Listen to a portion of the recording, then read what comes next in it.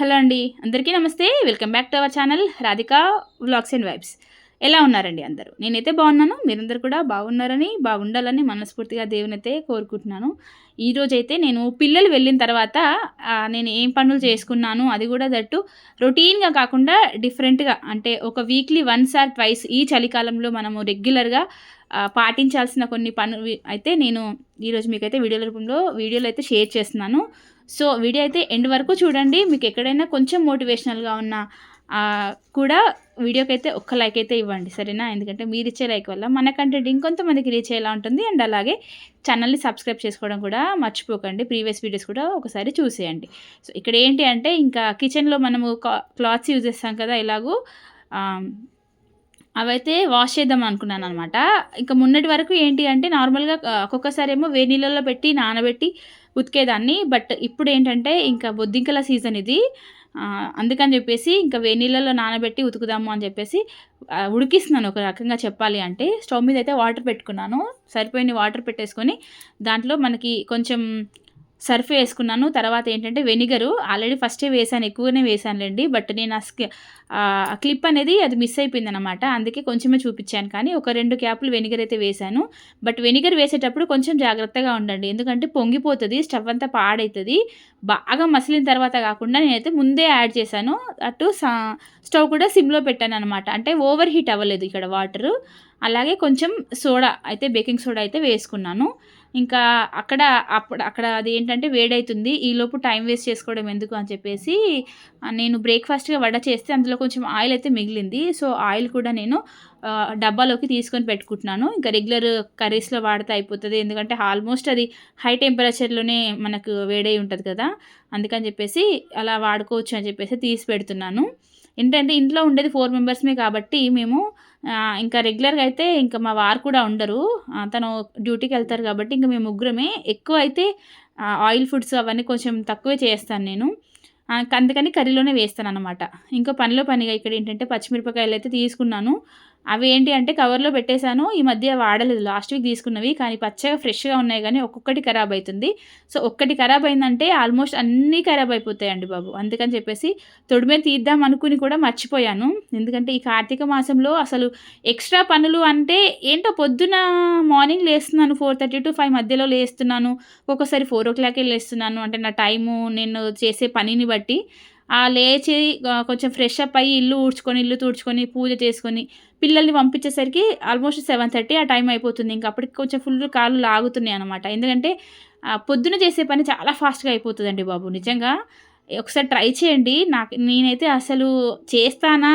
ఈ కార్తీక మాసం చేయగలనా? అనుకున్న నేనైతే మొత్తానికి ఇంకా లాస్ట్ 3 డేసే ఉంది. కంప్లీట్ అయితే చేస్తున్నాను.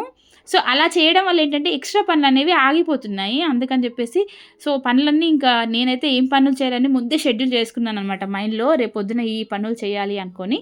ఇక్కడైతే ఇగ పచ్చిమిర్చి కూడా తొడిమలైతే తీసేసి కాసేపు అవి మొత్తం ఏంటంటే చెమ్మగా కొంచెం పచ్చిగా ఉన్నాయి. డైరెక్ట్‌గా మళ్ళీ ఫ్రిడ్జ్‌లో పెట్టడం ఎందుకు అని చెప్పేసి కాసేపు అలా గాలికైతే ఆరబెట్టేసాను. ఇక్కడైతే వాటర్ అయితే వేడైపోయాయండి నీళ్ళు.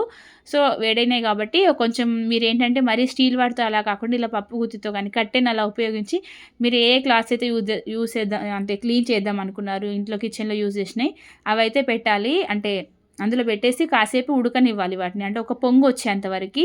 బట్ ఎంత ఫ్రెష్‌గా ఉంటాయంటే అసలు కర్చీఫ్స్ లాగానే అంటే కొత్తగా చూసేవాళ్ళు ఇది ఒక కర్చీఫ్ కావచ్చని జేబులో పెట్టుకెళ్ళిపోతారనమాట. అంత ఫ్రెష్‌గా, అంత నీట్‌గా ఉంటాయన్నమాట. ఇది కూడా ఎందుకంటే ఇంట్లో ఒక పాజిటివ్‌నెస్ అండి బాబు. మనం ఇంట్లో వాడే ఆ మసి బట్టలు కూడా ఎక్కువగా జిడ్డు పట్టి ఉంటే చూడనీకి కూడా చిరాకుగా ఉంటది. అండ్ అలాగే ఏంటంటే ఎక్కువ బొద్దింకలు తిరుగుతాయి. దానిపైన ఒకసారి అంత ఎట్లా అంటే ఒకలాగా ఉంటది. అదే మనం ఉతికి చూడండి ఎంత నీట్‌గా అనిపిస్తుందో. సో, ఇంకా ఆ పని ఇంకా అది తీసి పక్కన పెట్టిన తర్వాత వెంటనే ఏంటి అంటే ఇక కర్రీ ప్రిపేర్ చేద్దాము అనైతే ఇంక లంచ్‌కి కూడా కూర వండితే ఒక పనయిపోతుంది కదా! అని చెప్పేసి వంకాయ, టమాటా అయితే వండుతున్నాను. సో, ఇది నేను రీసెంట్‌గా తీసుకున్న కుక్‌వేర్ అండి. ఆ రివ్యూ నేను యాక్చువల్‌గా మొన్న నుంచి అనుకుంటున్నారు కుక్‌వేర్ సెట్ అసలు ఎట్లాంటి కుక్‌వేర్ ఐటెమ్స్ వాడతాను అంటే వంట పాత్రలు అనేది అనుకుంటున్నాను. బట్ మీకైతే షేర్ చేయలేదు. ఎందుకంటే కొత్త ప్రోడక్ట్ కూడా తీసుకున్నాను కదా! ఒకసారి వాడి 2, 3 రోజులు వాడిన తర్వాత దాని రివ్యూని బట్టి షేర్ చేద్దాం అని చెప్పేసి అది అలాగే ఆపేసాననమాట. బట్ ఈసారి మాత్రం కంపల్సరీగా చెప్తాను ఏది బాగుంది అని, మనకి బడ్జెట్లో ఏది వస్తుంది అని చెప్పేసి. ఇక్కడైతే నేను ఇంకా వంకాయ టమాటా నార్మల్గానే వండాననమాట. సింపుల్ కర్రీసే వండుతానండి. మరీ ఎక్కువ హడావిడిగా అంటే ఈ మసాలాలు అవి ఇవి ఏసి ఏం చేయను. దట్టు మనం ఈ సీజన్‌లో గూడా అసలు మసాలాలు ఎక్కువగా వాడొద్దు. ఎందుకు అంటే గ్యాస్ ఫామ్ అయితది. కడుపులో ఒక రకమైన ఉబ్బరము, మగవాళ్ళకైతే గుండె దగ్గర కూడా అక్కడ కూడా ఒక రకమైన ఉబ్బరం ఉంటది. భయమేస్తదనమాట ఫస్ట్ ఆఫ్ ఆల్. ఎందుకు ఇలా అవుతుంది ఏంటి అని. దానికన్నిటికి కారణము వాటర్ కంటెంట్ మనం ఎక్కువగా తీసుకోవాలి. అలాగే మసాలాలు ఎంత వీలైతే అంత తక్కువగా వాడాలి. అందుకని చెప్పేసి నేను అసలు మసాలా అయితే చాలా చాలా తక్కువగా వాడతాను. ఇక కర్రీ అయితే చూసారు కదా మంచిగా ఉడికింది. తర్వాత సరిపోయేంత కారం, ఉప్పు, కొంచెం స్పైసీగానే తింటాం మేము. మరీ చప్పగా అయితే అస్సలు తినము. మేము కాదు, మా పిల్లలు కూడా తినలేరు కూర చప్పగా ఉంటే. వాళ్ళకి అలా అలవాటయింది. సో, మాకు రుచికి తగ్గట్టుగా అయితే ఉప్పు, కారం అయితే వేసి మళ్ళీ క్యాప్ అయితే పెట్టాను. నాకు ఈ ప్యాన్ అయితే బాగా నచ్చిందండి. బట్ పర్వాలేదు, మా నలుగురికైతే సరిపోయేంత కూర అయితే వస్తుంది. నేనేంటి అంటే వితౌట్ వాటర్ ఏ కర్రీ వండను. చాలా రేర్ అనమాట. మాకు అలవాటు ఇట్లా ఫ్రైలు చేసుకొని తినడము అసలు చాలా తక్కువ తింటాము. కొంతమందేమో గట్టిగా వండుతారు. బట్ నా కర్రీ మాత్రం ఇలానే ఉంటది. ఇదేంటంటే కొంచెం చిక్కబడ్డ తర్వాత లాస్ట్‌కు ధనియా పౌడర్ ఏసేస్తే కర్రీ అయితే అయిపోతది. ఇంకా ధనియా పౌడర్ కూడా ఏసేసాను. ఇంకా స్టవ్ ఆఫ్ చేసేసాననమాట. చూసారు కదా ఆయిల్ ఎంత మంచిగా పైకి తేలిందో. ఇలా ఆయిల్ పైకి తేలిన తర్వాత మనము లాస్ట్‌లో ధనియా పౌడర్ ఏస్తే ఇంకా టేస్ట్ బావుంటుంది. నువ్వుల పొడి కూడా, నువ్వుల పొడి అలా అవిసె గింజల పొడి చేసి పెట్టుకోవాలి. నా దగ్గర ఉంటది నువ్వుల పొడి. బట్ అయిపోయింది. మళ్ళీ చేసుకోవాలి. నువ్వుల పొడి వేస్తే కూడా చాలా బావుంటదండి టేస్ట్ అయితే. కర్రీ టేస్ట్ చాలా బాగొస్తది. మనకి హెల్త్ కూడా మంచిదనమాట. ఇప్పుడు మనం ఈ కాలంలో కంపల్సరీగా ఈ శీతాకాలంలో అయితే నువ్వుల పొడి, అవిసె గింజల పొడి అయితే ఎక్కువగా వాడాలనమాట. మనకి ఏంటంటే అవిసె గింజల పౌడర్ ఏంటి అంటే బ్లడ్ క్లాట్ కాకుండా చూస్తది. ఎప్పుడు మనకి రక్తం అనేది పల్చగా ఉండేటట్టు చూస్తది. అందుకని చెప్పేసి ఒక తక్కువనే 100 గ్రాములకి ఒక 40, 50 రూపీస్ తీసుకుంటారో ఎంతో గానీ హెల్త్‌కి చాలా మంచిది. తెలియని వాళ్ళు మాత్రం కంపల్సరీగా యూజ్ చేయండి. ఇంకా ఇక్కడైతే ఇంకా నేను నానబెట్టేసాను కదా, అయిపోయింది. చూసారు కదా ఎంత మురికి వస్తుందో. వాటిని పట్టుకున్నప్పుడు అనిపించింది నాకు, అబ్బాయి ఏముందిలే దీంట్లో అని చెప్పేసి. నేను ఇంకా డైరెక్ట్ సింక్ దగ్గరే ఉతుకుతున్నాననమాట. తొందరగా అయిపోతుంది పని అని చెప్పేసి. ఇంకా మళ్ళీ వాటిని వెనకాల కూర్చొని లేసి ఉతకడం ఎందుకు అని చెప్పేసి సింక్ దగ్గరనే వాష్ చేస్తున్నాను. ఒక 2, 3 క్లాత్స్ పెట్టుకుంటాను అంతే. అంటే మనకి ఒకటేమో క్లీనింగ్ పర్పస్ ఒకటి యూజ్ చేస్తాను కిచెన్‌లో. అండ్ ఒక ట్యాప్ పైన ఉంది గదా, అది అయితే చాలా అంటే చాలా బాగా యూజ్ అవుతదండి బాబు. అసలు నిజంగా నేను ఒకసారి ఫస్ట్ టైమ్ తీసుకున్నాను. నాకు దాని యూసేజ్ అంతగా నచ్చలేదు. తర్వాత మళ్ళీ కొనుక్కున్నాననమాట. వైప్స్ అంటాం కదా అవి. బటర్ స్కాచ్ వైప్స్ ఒక 5 వస్తాయి. డీమార్ట్‌లో గానీ, అమెజాన్‌లో కానీ అవి ఉంటాయి. ఇది మంచిగా అంటే మనకి ఎప్పటికప్పుడు స్టవ్ క్లీన్‌గా ఉండనీకి, ఎప్పటికప్పుడు కౌంటర్ టాప్ క్లీన్ చేయనీకి మాత్రం చాలా బాగా యూజ్ అవుతది. కొంచెం వాటర్‌లో తడిపి అలా క్లీన్ చేస్తే మొత్తం వెళ్ళిపోతుంది. నెక్స్ట్ దాన్ని కొంచెం మంచిగా నీట్‌గా క్లీన్ చేసి అలా ట్యాప్ పైన పెట్టి ఇంకా పడుకునేటప్పుడు ఏందంటే మంచిగా క్లీన్ చేసి బయట ఎండకు ఆరేస్తాను. అంటే బయట వేస్తాను. వేసేసి మార్నింగ్ యూజ్ చేస్తాననమాట. ఇది నేను తీసి కూడా 2 మంత్స్ అయితుంది గానీ చాలా బాగా పనిచేస్తుంది. ఇవంటే సింగిల్ టైమ్ అంటే వైప్స్ మన ఆరోగ్యానికి మించి ఏమీ ఉండదు గదా! ఒక 150 120 పెడితే ఒక 6 వస్తాయి. 5, 6 వస్తాయి. అవి అవేంటి అంటే ఇంక మనకి ఎప్పటికి యూజ్ అవుతాయన్నమాట. సో, ఇట్లాంటి వాటి మీద ఇన్వెస్ట్ పెట్టడంలో పెద్ద ప్రాబ్లమ్ ఏమీ లేదులెండి. సో, చూసారు గదా! ఇంకా ఇక్కడైతే అన్నీ అయితే ఉతికేసుకున్నాను. సో, పనులనేవి నిజంగా చెప్తున్నాను ఎన్ని ఉంటాయండి బాబు! అసలు ఒకటా, రెండా వెతుక్కుంటూ పోతే ఎన్నో పనులు.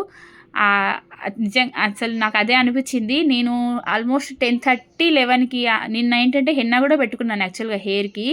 వైట్ హెయిర్ ఎక్కువైంది అని చెప్పేసి వేరే కొత్త మెథడ్ అయితే ఉపయోగించి పెట్టాను. సో, దాని రిజల్ట్ వచ్చిన తర్వాత మళ్ళీ మీకు షేర్ చేద్దాము అనైతే అనుకున్నాననమాట. నాకైతే అది పెట్టుకున్నాను. అంటే నేను వాయిస్ ఓవర్ ఇచ్చే నాటికి ఓకే. నాకది బాగా అనిపిచ్చింది. సో, నెక్స్ట్ టైం పెట్టినప్పుడు కూడా అది కూడా మీకు చూపిస్తాను ఎలా పెట్టాను ఏంటి అని చెప్పేసి.